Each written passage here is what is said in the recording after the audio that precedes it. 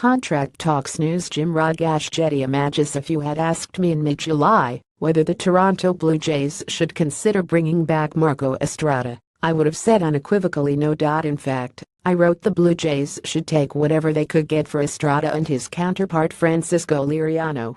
Just prior the non-waiver trade deadline, Estrada rode a 10-game stretch when he pitched to an 8.87 ERA and threw 5 or less innings in all but 3 starts during that stretch. Something wasn't right about Estrada.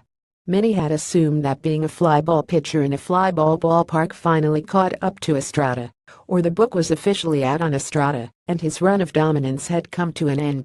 In retrospect, those reports of his demise were greatly exaggerated. In fact, things have turned around so drastically that Jon Morosi reports the Blue Jays and Estrada have come to an agreement on a contract extension for the 2018 season. Source: Marco Estrada, Blue Jays an agreement on 1 year, $13 million contract. At MLB Network, Jon Morosi at Jon Morosi September 20, 2017. Interesting phrasing on this previous tweet by Morosi, indicating Estrada may have some sort of vesting option for an additional year or more. Marco Estrada's deal with the Blue Jays is expected to include 1 guaranteed year, source says. At MLB Network, Jon Morosi at Jon Morosi September 20, 2017. On the whole, Estrada may not have been as electric as he was during his 2015 and 2016 campaigns with the Blue Jays, but this is absolutely worth taking another gamble on Estrada. For a team which saw its starting rotation depth pushed to the limit, a total of 14 starting pitchers take the ball this year, the Blue Jays need as many bodies back next year as they can afford.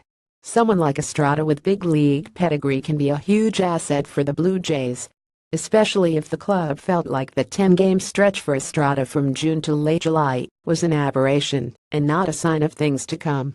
Now it makes sense why the Jays and Estrada were talking contract extension rather than dealing the veteran starter at the deadline.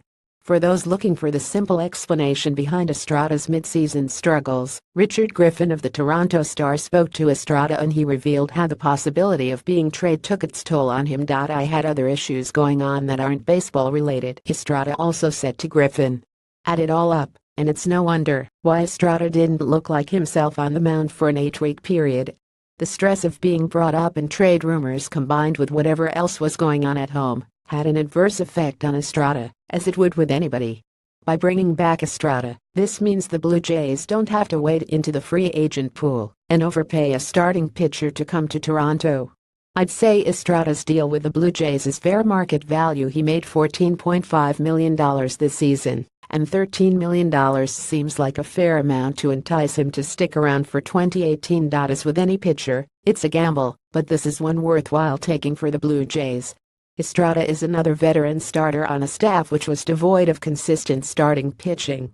He might only come back as the number 3 or 4 starter on the staff next year, but if Estrada is the Blue Jays' 4th best starter in 2018, then they've done pretty well for themselves. One might think there isn't much upside to resigning a starting pitcher entering his age 34 season, but Estrada presents an intriguing option for the Blue Jays' starting rotation next year. If Estrada truly turned the corner at the trade deadline, he may just carry over this midseason renaissance into 2018. Ian has been writing about the Toronto Blue Jays since 2007. He enjoyed the tail end of the Roy Halladay era and vividly remembers the Alex Rodriguez mine incident. He'll also retell the story of Game 5 of the Alds to his kids for the next 20 years.